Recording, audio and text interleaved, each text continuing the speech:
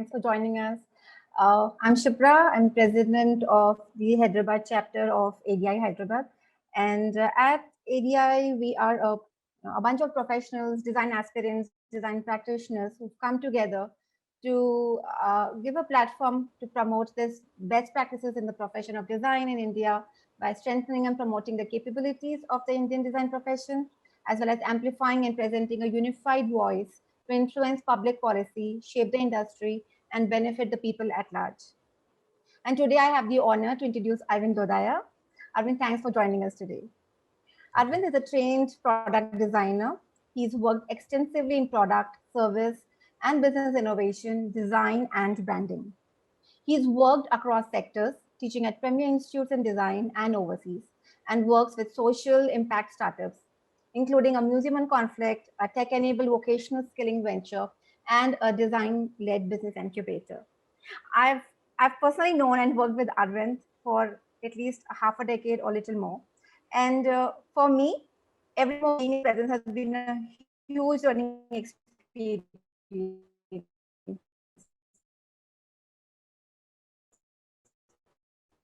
His interest just rubs on everyone around him, including me.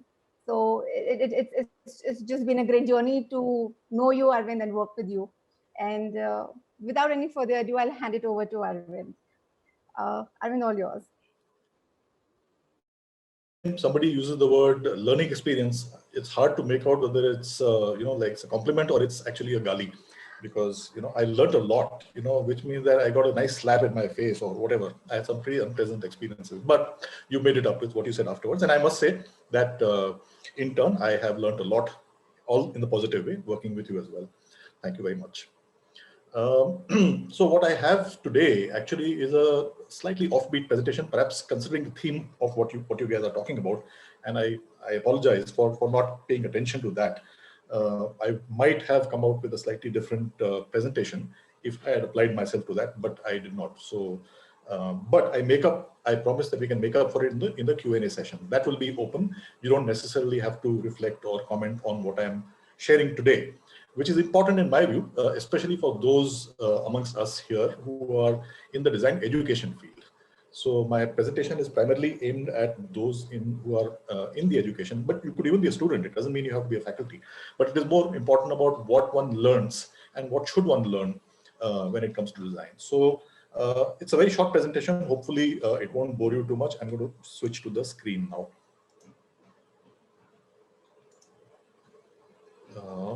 Okay. Right. Can you see the screen now? Yeah. Okay. So for those of you who are in the, who have been trained in design and so on, it would be a crime not to be able to place the person who made this statement. It's not Charles Eames, but it is somebody of equal or more higher eminence.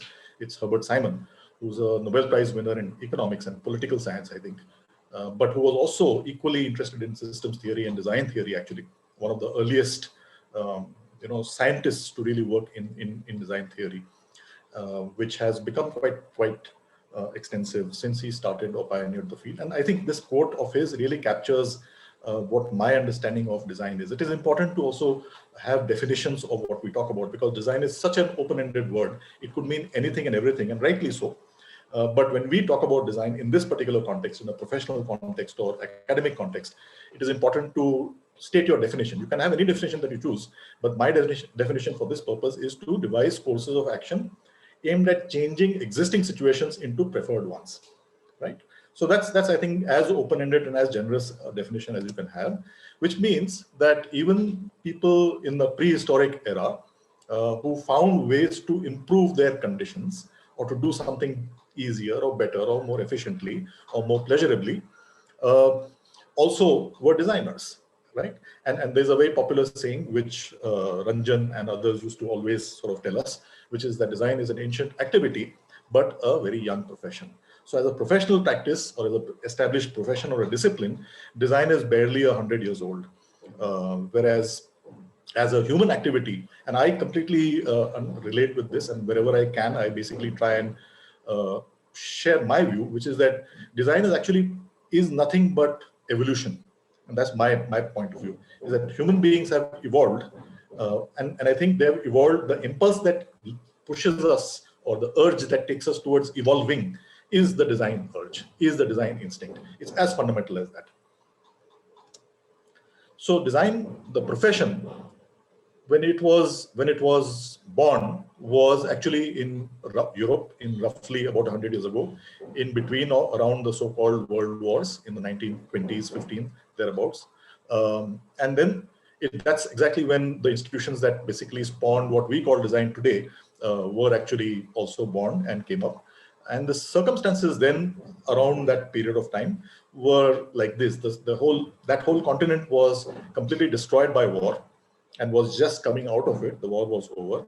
The planet was still, you might say, pretty untapped and open for exploitation. It was still green. It was still pretty nature, whatever, infested.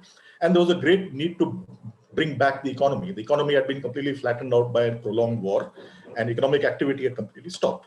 So when we fast forward from there to today, you see what has changed. So from that war scenario, we have now moved to an economy which is extremely huge, but also extremely iniquitous. In other words, there is super wealthy and there is super poverty. So it's become huge. A lot of wealth has been created, but it has not gone evenly across the population of the planet. It has roughly gotten divided into two halves.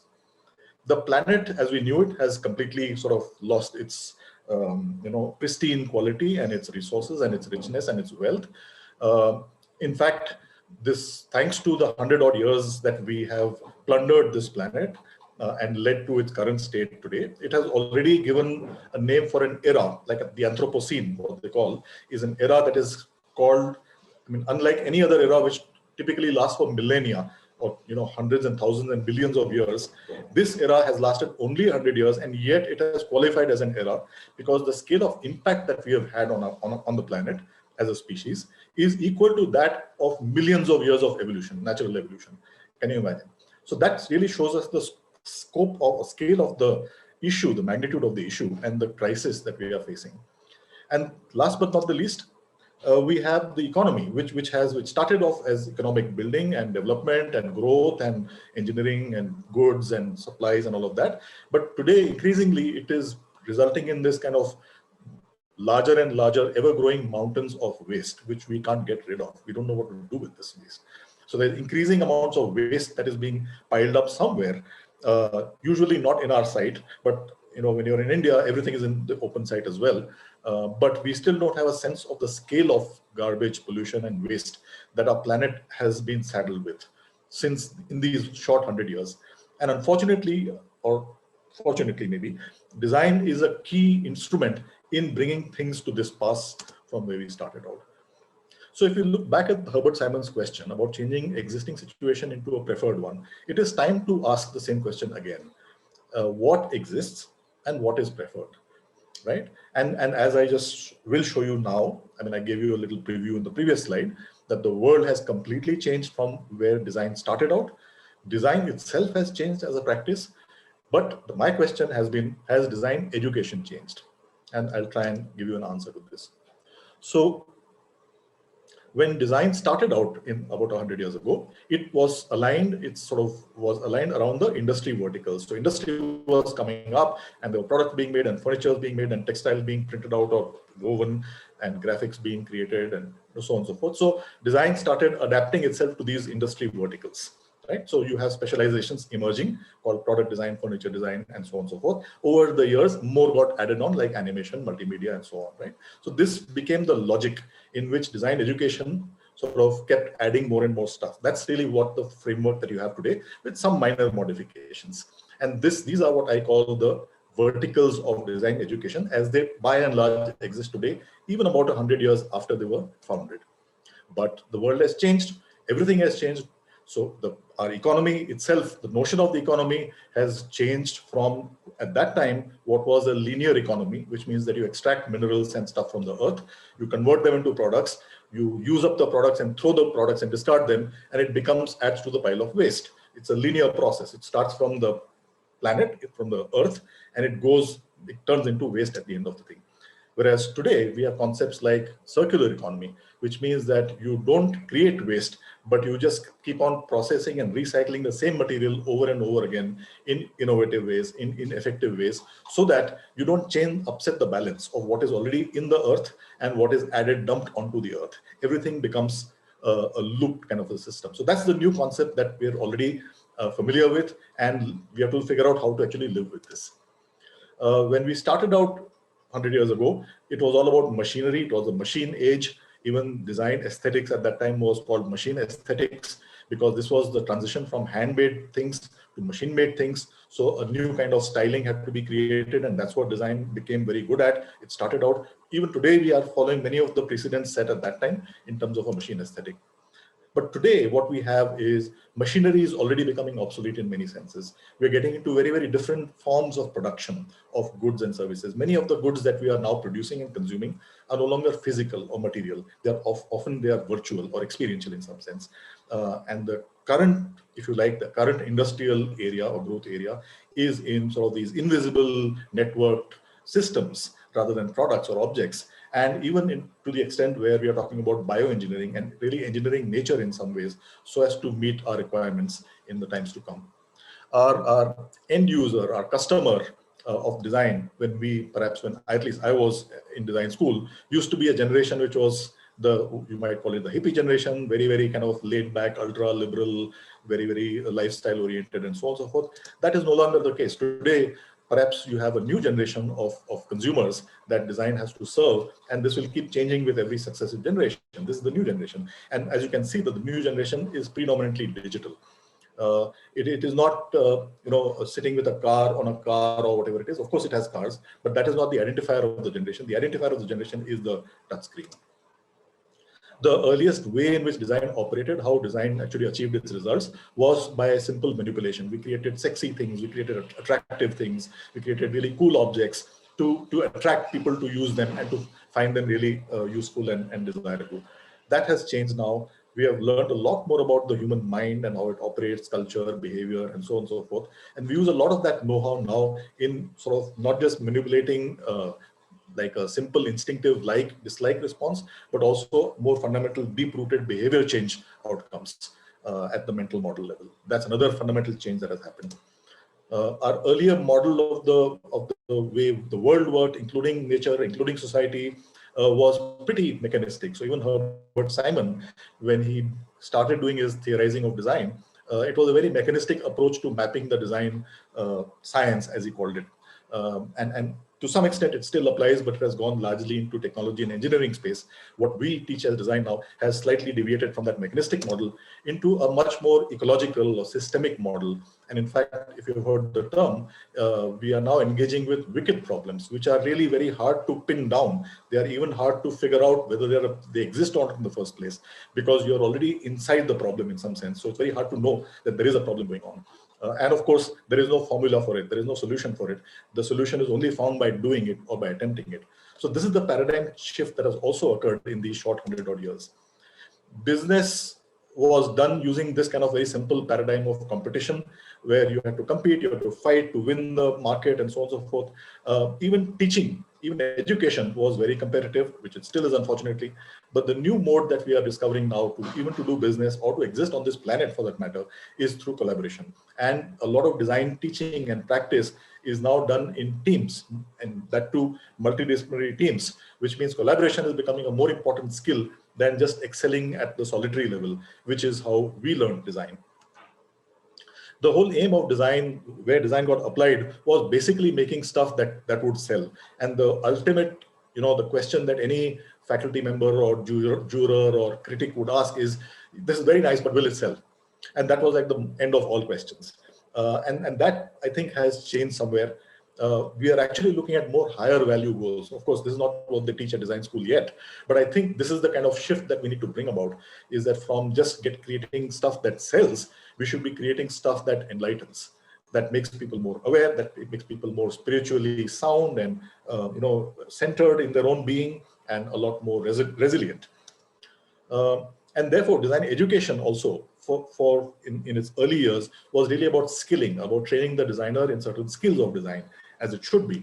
But today, perhaps there's a need to shift the needle a little bit from skilling, pure skilling, towards also empowering, towards realizing your own power as a human being on this planet, and towards actually using that power to make change, because change is what is really badly needed, as I've tried to show you already. And this is actually in the background. If you can see the picture, it is a picture of the so-called Great Pacific Garbage Patch, which is a huge natural kind of collection of floating plastic waste, which is actually accumulated in the center of the Pacific Ocean, and it spans several hundred kilometers. It's like almost like a continent or an island or a microcontinent in the middle of the Pacific Ocean, which is really where all the waste that we are creating and dumping is ending up. And you know, we are not, because we can't see it, we think it's not a problem, but that's the whole issue. So, I mean, I really saw this, I saw this quote just a few days back, and I added this to my presentation, which is that it's not that we can't see solutions. We have lots of solutions. We have too many solutions, perhaps, but we don't see the problem. And I think that really is the fundamental challenge today for both design education and design practice.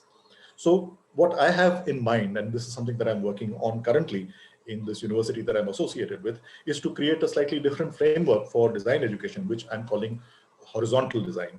And the idea, of course, being that you still have verticals, but they are not design verticals. They are what I would call impact verticals. And the whole goal of these verticals is to produce a kind of the preferred society, preferred situation that we are looking at, which is a society which is, you know, much more empowered, much more it's sustainable, and so on and so forth. So, and there are all these fields of impact in which work is being done towards achieving that larger macro goal. And I think design has a role to play, not by sticking to its own verticals, but by going outside and actually tying up and collaborating with all these other impact verticals. So what can design do if it collaborates with medicine? What can design do if it goes into agriculture and food production? What can design do in terms of conserving the environment and promoting sustainable lifestyles? What can design do in the field of education to make people learn better and easier, and so on and so forth? What can design do in governance and, you know, citizenship and so on and so forth? So I think design has to go out of its conventional vertical boxes and really embrace change, embrace impact where it's happening, and start joining forces with that. And we all know this, and I know this also from my own experience, and I'm sure as so many other people like us have discovered this for ourselves, is that when we collaborate with other people in their domain of work, we're actually able to impress them, and they get really impressed by the value that we bring to their field, to their activity. And I think that's really where design needs to go. And therefore, there's a kind of a simple framework that for education that I've come up with, which we are trying to work on. So on the right hand side, you can see the 4 C's, roughly speaking, which is the design component of the program, which involves first and foremost citizenship education. And I think it's absolutely important that we locate education, all education, not just design education, in the context of who we are and where we stand, first and foremost. So it's not really about being designers or about being doctors or lawyers. It's about being citizens. That too, citizens not just of the nation, but of the planet. We have to develop and completely shift our identity from being these kind of localized national beings to being planetary beings. Because if we don't, I think we have a pretty tough time ahead of us. Correlated with citizenship is to actually become responsible. What is the right content? And that, because the focus of this program is essentially towards communication, we are looking at content as a focus area, as the main substance or meat of communication design. And unlike most communication design programs, here creating content and really authoring, editing, and crafting content is as much a part of the program or of the outcome as the communication, the design of the communication itself, which is the next step, of course, which we can't do without, but where we are looking at both, not just the artistic aspects of communication, but also the science behind communication. So there's a whole scientific undergrounding, which now is available to us, which may not have been available 50 years ago in terms of design education. But today we know so much more about how cognition works, how perception works, that becomes fundamental to the teaching and practice of communication design. And last but not the least, working with communities. That's another important shift away from working. Usually we have trained our students to work in a kind of corporate design context, which is in a design studio or in a design lab, which is usually far away from the actual field of impact. You sit in your lovely, beautiful, little isolated studios or practice areas, and you design for people out there, outside your windows. Whereas I think the new mode of design is a lot more inclusive, is a lot more participatory. It also believes, like I said, about collaboration is that everybody has the capacity and potential to be a designer. And as the trained designers, perhaps our job is to facilitate that kind of good design to emerge through collaboration rather than try and do it all yourself. So community engagement and activation is another important aspect of this program. And then the last two pieces of the program is immersion in the impact domain. So now, instead of specializing in your conventional design verticals like furniture or product or whatever it is, you should be able to immerse and specialize in an impact area. So you could become a trained or an expert designer in the field of education, or in the field of healthcare, or in the field of law, judiciary, justice system, maybe. Who knows where? You can choose your impact domain and learn all about it through immersion and acquire the technical application expertise required for that particular function, which means you don't have to learn the same skill set that everybody else does, but you learn those technical skills which are specific to and valuable in your own domain of choice. And of course, it all comes together, which it always has in the context of traditional design education, in the form of integrative studios or labs or projects, where all these concepts are actually poured together, or they start interweaving together, and you start seeing how they manifest themselves in outcomes. Just to wrap up, I really believe that design practice cannot really change the world, because design practice, unfortunately, is hitched to business and to sort of its established clientele. And until the client instructs you to change, the practitioner is not going to change on his or her own. I think education must show the new models, business models or operational models, where design can actually start impacting in other ways and making a larger change. So education must nudge the practice to actually start leading and showing the kind of future scenarios which are actually viable for all of us in terms of a new materiality, a new sociality, a new spirituality, altogether a new blueprint or an operating system for the planet. That's it for now. Thank you very much. Well, thank you so much, Arvind. I think it is definitely going to make all of us pause and think what we've been doing, what we've, the people here in this firm, if they've received design education, and I think we're going to question all of that of what did we study, what are we doing, and many times even I feel, are we prepared to do what we had learned? Is it directly applying all the training, all the practice, and are we ready to be a part of the future? So this is really given us a lot of points to think on. We do have a few questions here, and Sure. I'll quickly take one at a time. Uh, pretty huge. So Shivani asked, how do you design a portfolio that attracts horizontal collaboration? To some extent, I've given you the hint already. You try and choose projects, or choose to spend time or immerse in these so-called impact domains. You look around and you have to ask the question, where is impact being made in your own immediate context, perhaps? And then you have to find a way to actually go and work in that domain as a designer. And that becomes your portfolio piece. That becomes, and it doesn't have to be an artifact. It doesn't have to be like a product or whatever it is. It can just be your contribution by just being part of the team, being part of the team on the ground, and contributing in just by your own presence and by your kind of existential intelligence, so to speak. Just let me shut the door for a second.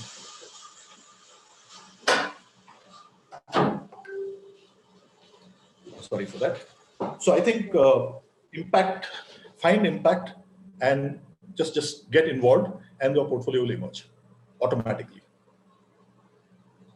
This is actually very similar to what Mahatma Gandhi apparently said. I just remembered that now. There's a quote attributed to Gandhi saying, find purpose, means will follow. Unfortunately, we all look for the means. Show me how. Show me, how to do this so that I can reach the purpose. And he said, first find purpose. And once you find the purpose, you'll be so consumed by it and obsessed by it that the means will automatically come to you. Yeah. We have Akash Gaur, who's asked to ask you, are juggling between models of education, design-led learning. What's the possibility of a hybrid model, which is beyond the classrooms? Absolutely. I mean, there is all kinds of possibilities. I think hybrid is a useful word because it is the opposite of pure.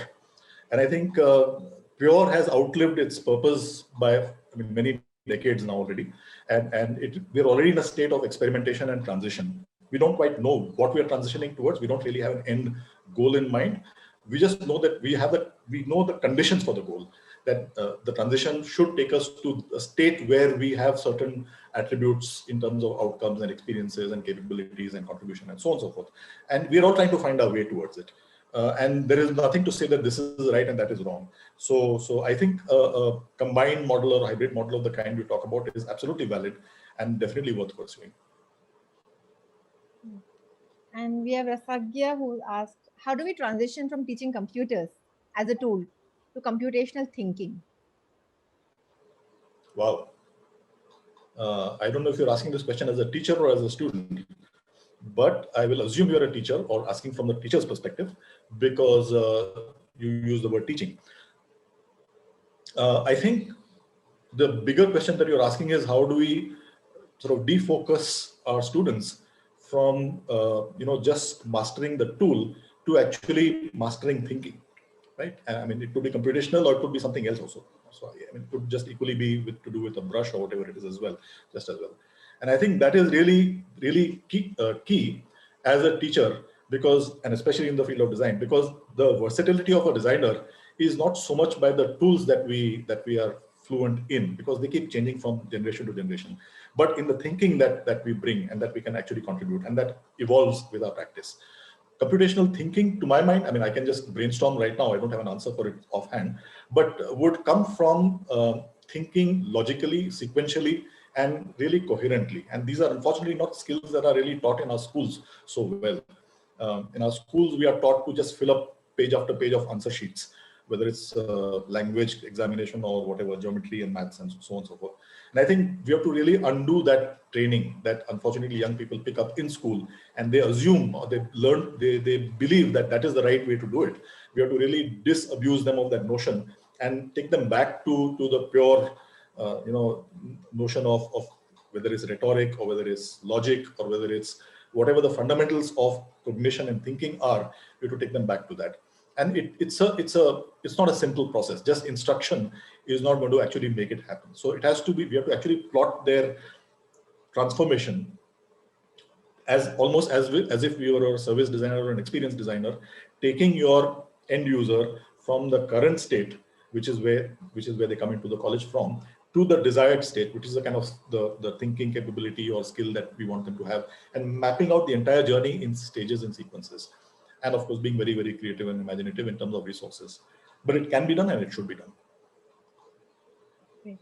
Thanks, Arvind. And we have a question from Ramu, and there's a context and a question. And it's pretty lengthy, so I'm going to read out the way he's written. This design imagines itself as the future. In practicing design, it's mostly used by the industry as a service for deliverables. Most design educates predict design practice over design academia. A few design academics that do explore academia have yet to establish the perception of design as a serious contender with the larger arts academia. Compared to the development of art theory, design theory at best remains nascent almost 100 years post Bauhaus. We still have this massive gaps relative to most other disciplines. How do we become that future? That's a long question, but I have a short answer for you. That I think design is not a discipline, and by trying to make it into a discipline, in the sense make it fit into the conventional, format of a discipline, is, in my view, it's a futile exercise, and it's going to give us heartburn and frustration anyway.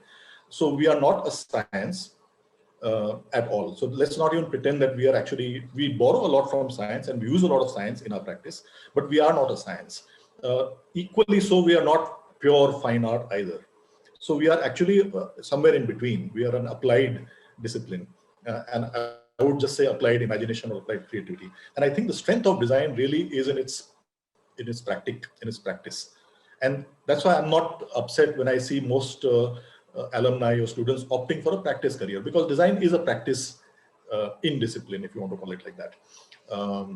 And I think the job of academics and theory, it doesn't mean that there's no role for theory, but I think theory must follow practice, must come after practice. Practice is the job of practice to keep on opening the boundaries of what is possible, to completely new things, because that's where experimentation, that's where risk taking, that's where, you know, pushing the envelope actually happens. It doesn't happen in the brain, it happens in the making of things.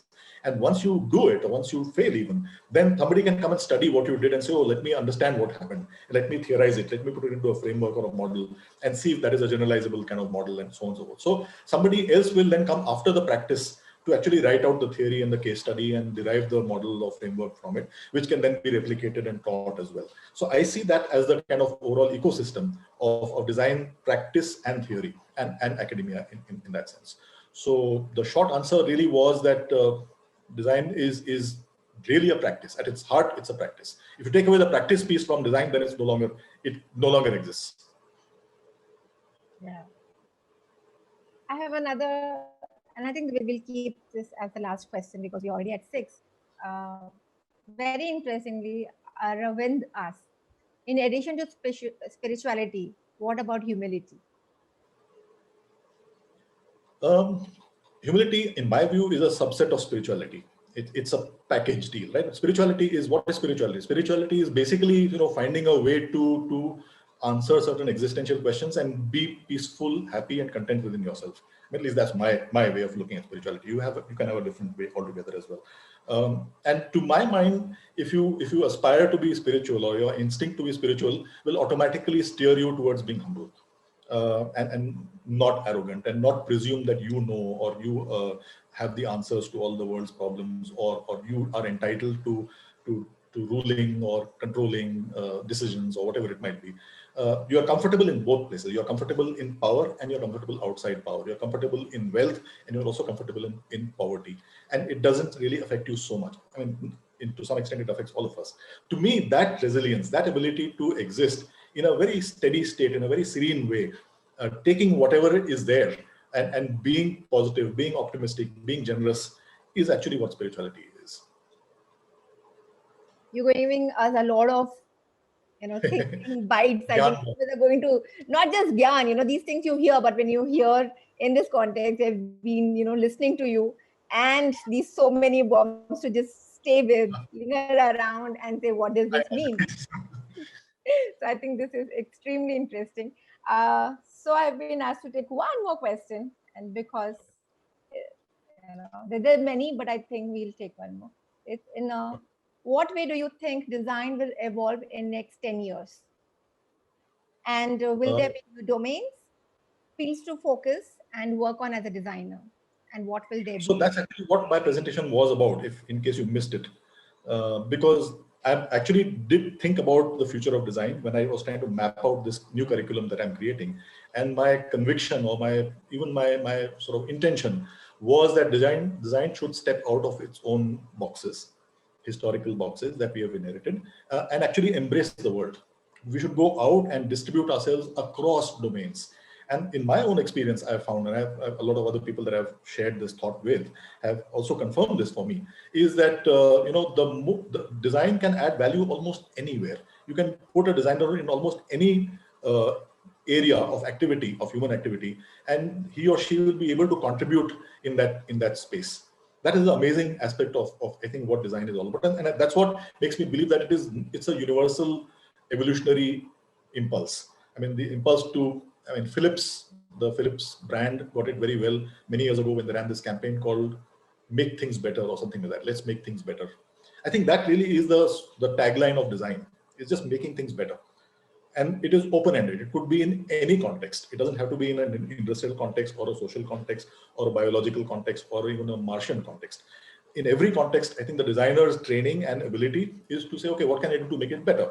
And that's also what makes designers really painful critics, because we always find faults. Because we are always looking for making things better, so we're always finding faults with even the best of the best. This is not good enough. That is still not satisfying. This could still be better. That's the kind of training that we get, and that's what we do when we in our existence, which makes us very painful for some, members of our family and so on. But I think that's the beauty of being who we are. That we find faults and we find ways to make things better. So that's why I think that we should stop doing it only in the narrow domains of product and furniture and systems and so on and so forth. We should go out all over the world and make things better. And I think the framework that I'm working on, the intention behind it at least, is to equip the student to to become versatile enough and confident enough to, with the basic fundamental design abilities, to not sort of impose himself or herself on another domain. That would be really wrong.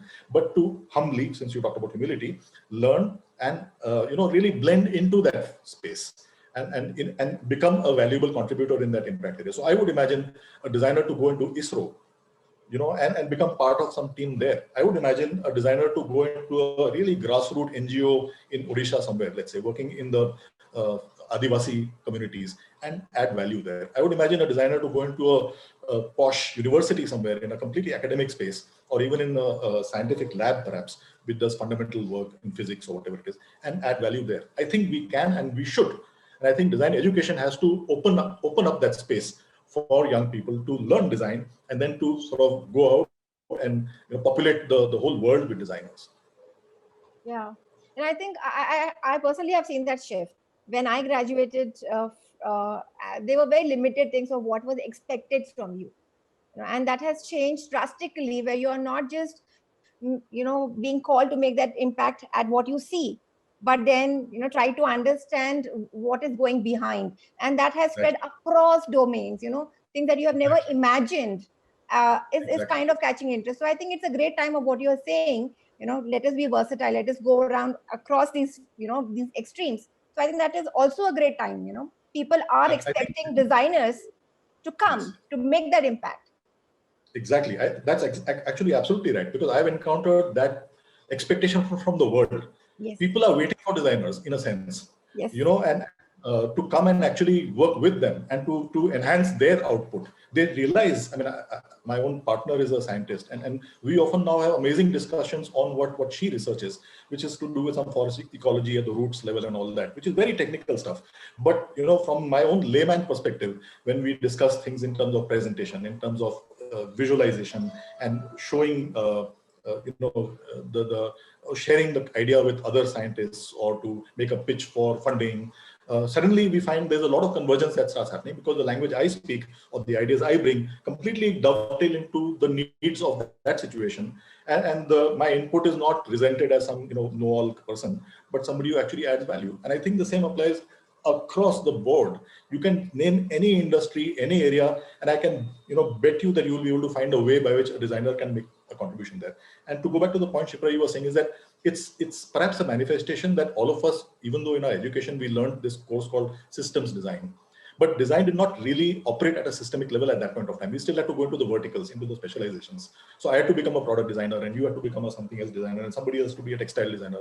Today, actually, the world is becoming a lot more systemic, and design can actually plug in. You can plug into any end and start contributing at any other end, because they're all interlinked, and you can see that, right? So I think that is the like you said, this is the moment where it is time to sort of entrench ourselves and embed ourselves in a systemic level, not just at the superficial level, and actually contribute, make an impact. Yeah. And I think that is where this new framework that you are working on is just going to empower the Yes. students, because I think of what we studied, what we were trained initially, and what is expected to do. I think there is a continuous learning to be relevant, to actually Yeah. add that value because of the restrictions of the exposure that we had. It was 100%, but it was to that domain, that field. And I think what you are working on is going to help people to not be bucketed, but open up and This see is coming everything. from another insight which I've gathered as an educator, which is that I've heard a lot of industry people complain that designers are like really cool people and very, very bright minds and all that, but they have to invest a lot of time and effort in retraining them when they join their sector. That's a constant complaint that I've heard. Not complaint, but it's like a pain point, so to speak. And they say that, you guys are really cool, but you don't understand our domain.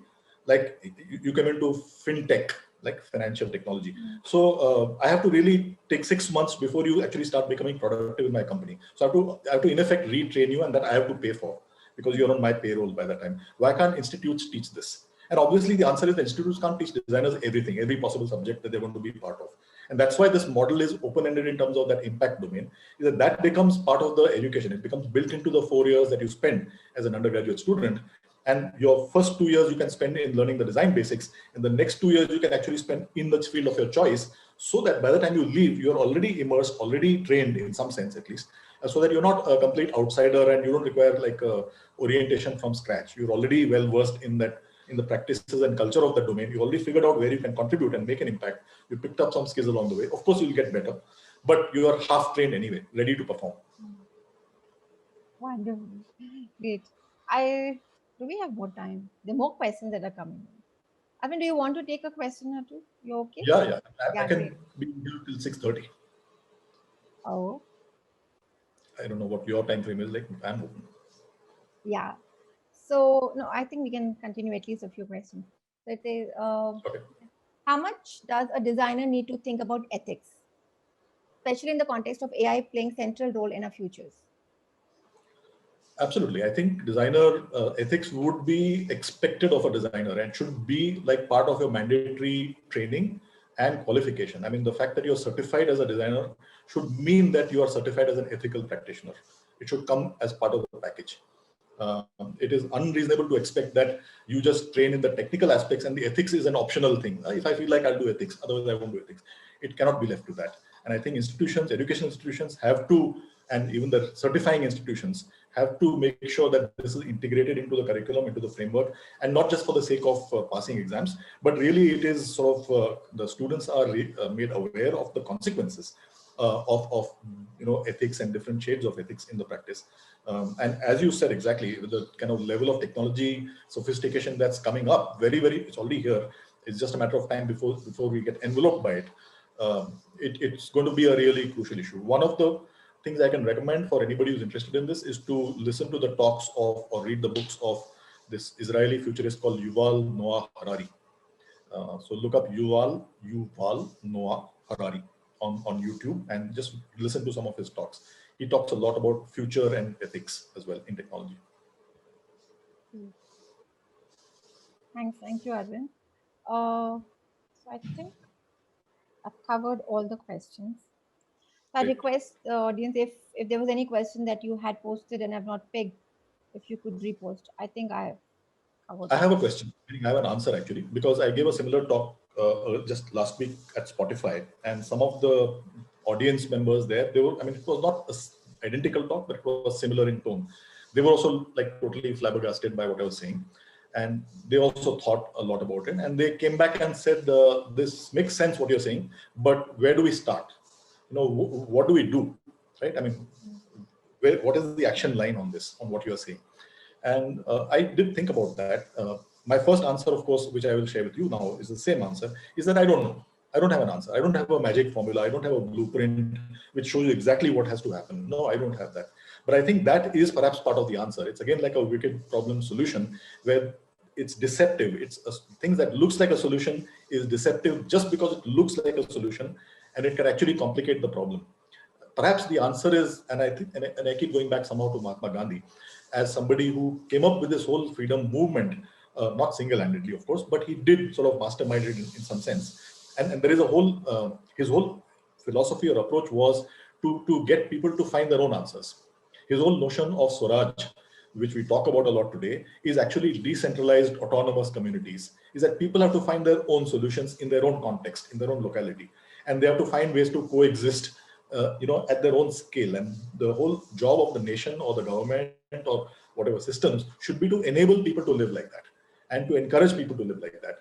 Instead of being governed by one central bureaucracy or whatever it might be, people should decide that, make their own decisions at the localized community levels. And I think that is my answer also, which I give to Spotify, is that you have to look at your own immediate context. The answer has to be local. It can't be a global answer. And my answer also is that, therefore, we can't see design as what they call a capital D design. We have to see design as constituted of many designs, very, very different designs of the kind Akash was asking about as well. So that also is design. And what artisan does with handcrafts and hand tools is also design. It's not non-design.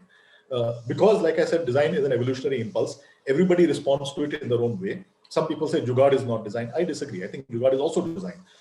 They're all different forms and manifestations and contexts of design. But at the core of it, what is common to all of them is the human urge to improve their condition from the current situation to a preferred situation. So my answer was that maybe if enough of us start looking for these answers actively and actually prototyping solutions in our own context, and if a sufficient number of us starts doing it, we actually might have the answer. Because there is a whole tipping point theory which says that you can bring about large-scale behavior change when about 1/3 of the population switches to a new way of doing things. So suppose 1/3 of Earth's population switched to living sustainably in a zero waste way, there is a good chance that we might reach a tipping point and swing everything, the rest of the population also in that direction, the whole economy in that direction, the whole, the linear economy into a circular loop and all of that. So it's not actually so difficult or so impossible to think of. But yes, if you're looking for a textbook way to do that and just one solution, one size fits all solution, which works anywhere in the world, I don't think that's going to come. Yeah. Great. So thanks for that, Arvind. And we have one more question from Arvind. It is, Okay. what about this new thing called speculative design that is being peddled? And is this similar to what you're working on or what we've talked today? Not as far as I know. I mean, if you use the word peddled, it means that you resent it in some way, or you think it's something cheap or undeserving, perhaps. And I don't agree with that. I think speculative design is an experimental aspect of design training and design practice, where the objective is not really to come out with a successful solution or business model or whatever it is, but its actually purpose is to get people to start thinking and reflecting. So it comes from a theory or a practice called critical design, which has sort of branched out into what is called speculative design. But the idea really is to create these conceptual creations which make us think. It's like a satire or a spoof, right? You won't say it's being peddled, because the job of a satire is to really point a mirror back at us and show us what we take as granted or what we accept as normal, and say, are you sure really that this is what you want? Because when presented in an absurd way or in a humorous way, it actually makes you wonder. If you look at the films of Charlie Chaplin, for example, when he came up with Modern Times and so on, they were really satires. They were actually satires on the whole modern industrial economy. And you could, I could say that it's speculative because it is not a solution. He did not give a solution. He gave, in fact, he gave us a mirror to look back with. And I tend to see speculative design as part of that kind of a critical practice, whose objective is perhaps not commercial. And I have no problem with non-commercial practice at all. I hope that brings some clarity to these two different things that we've talked about. Yeah, great. So do we have any questions, audience? We have some time with Arvind, and I would really urge you to take, full advantage of having Arvind with you. And if you have any questions, please post. Else I think we could close. Yeah. Any questions from anyone? We could wrap up then. I think we should wrap up now. Yeah. So I think we've covered all questions, and we've had Arvind really being patient to answer all the questions that we've had. And some are not so relevant to the topic, but with all your experience, I think you've just helped us get something there. So great. Thank you so much, Arvind. Thanks for taking time, and thanks for sharing this new framework that you're working on. And I'm sure that it's going to help the future generation of designers to be more empowered, have more things to offer to, and be more relevant, and I think equipped to take that up. So thank you so much, Arvind. And just before we sign off, I want to remind everyone who's on this call, if you're not yet an ADI member, please do take time, visit the website, and do sign up, do become a member, because this talk that we did today is one of the many opportunities that we look forward to. We try to bring together to help all of us learn, all of us grow, and add each others to our learning journey. Right? So sign up and let us grow together. Great. Thanks a lot. Thanks, Arvind. You have a good evening. Thank you. Bye, everyone. Thanks.